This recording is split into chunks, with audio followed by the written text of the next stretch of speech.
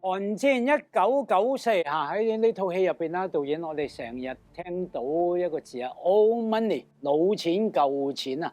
其實咧，阿鄭老師啊喺香港咧行喺條街咧，行喺個城市入邊咧，到處充滿咗 old money 嘅味道。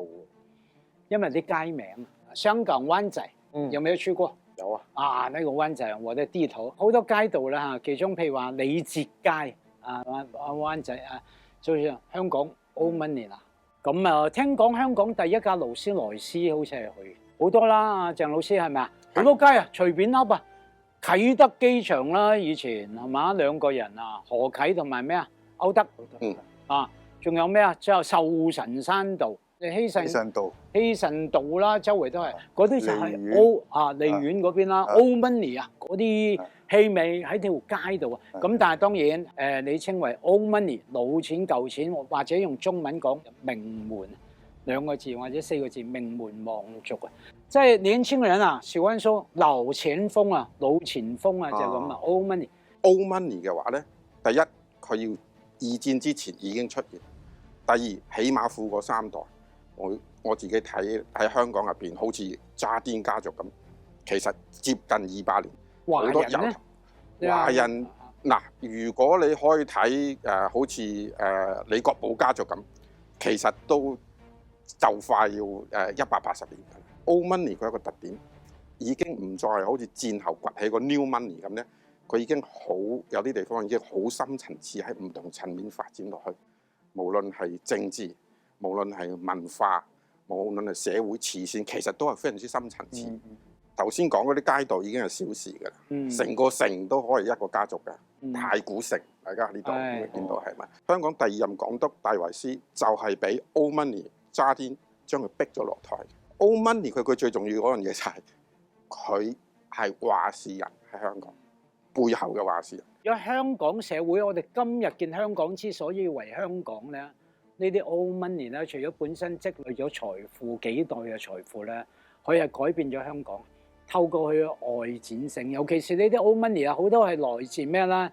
中國嘅南方地帶啊，係咪？潮州、福建啊，一路落嚟啊，廣東啊，都係外向型嘅社群嚟噶嘛。我覺得 old money 咧，呢啲名門咧嚇，除咗錢啊，有錢去嘅事啫，係咪啊？君豪哥有錢啦 ，OK 啊，你嘅事啊，我做有錢人啫，係咪？我係有好，唔係啊，你做得好，我就覺得你係有錢噶啦。我大早你想叫聲你潘生啊，大佬。係啊，我想問下咧，即係譬如話呢批嘅舊婦咧，即係佢哋好多時都係一個買辦嘅形式起家噶嘛。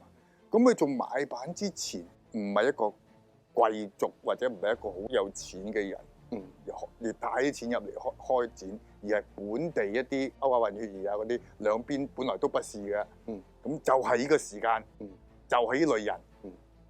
可以締造咗呢個咁嘅歷史出嚟。你講得啱，理解啱唔啱？啱。問題就係一個大時代，一個大嘅機會。即係一方面你講緊可能好似河東家族咁樣，呢個係相當之傳奇嘅家族啦。即係一方面佢本身已經混血㗎啦，另外個成長嘅過程之中就已經學咗中英文。係一個大時代入邊就係話，洋人要進入去中國。佢唔喺香港做生意啊，佢要入去大陸做生意。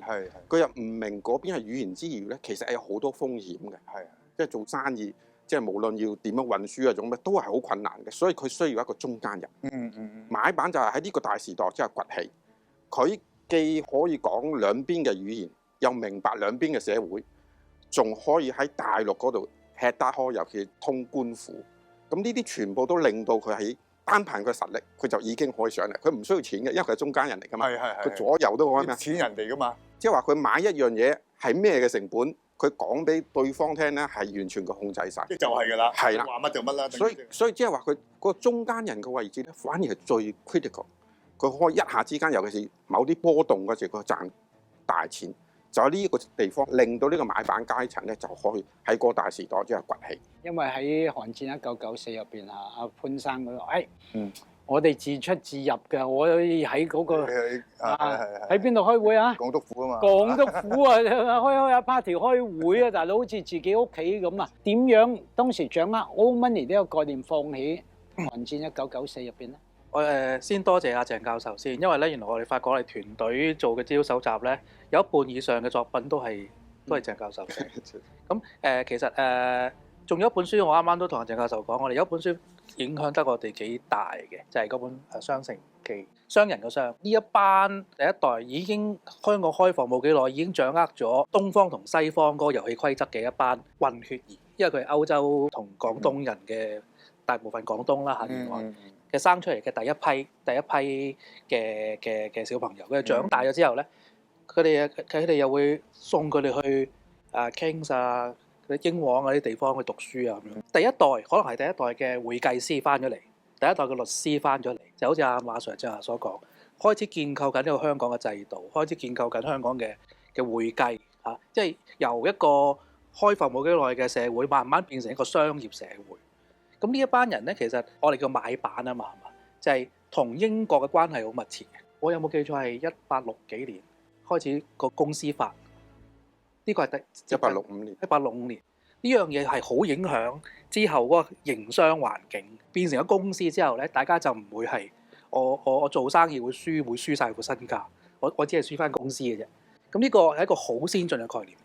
咁而香港係因為嗰時已經係割讓咗俾英國啦，佢行緊普通法同公司法，所以就變成咗一個好亞洲嚟講，即係沿海華南嚟講一個變成一個獨一無二嘅存在。呢一班華人咧，確實係需要當其時英國資本家大家嘅合作，英國嘅資本家亦都需要華人去進入大陸，去進入中國呢個龐大嘅市場，所以就造就咗所謂嘅喺歷史上我哋所定義嘅舊富呢個階級。我哋做資料搜集嘅最有趣嘅地方咧，就係我哋呢一代人淨係識得四大地產家族啊嘛。其實四大地產家族年紀都唔細㗎啦嘛，佢哋嘅第一代人係嘛。但係原來其實佢哋發跡之前，香港已經有過百年嘅歷史，做生意嘅歷史。呢一班啱啱阿鄭教授講嘅，其實係相當低調，但係相當具有影響力嘅家族。我哋其實參考嘅唔止一個家族。我哋起碼參考咗3到4個，甚至係5、6個家族，去創作咗我哋戲中嘅潘氏家族第4代當家，第5代長子出嚟。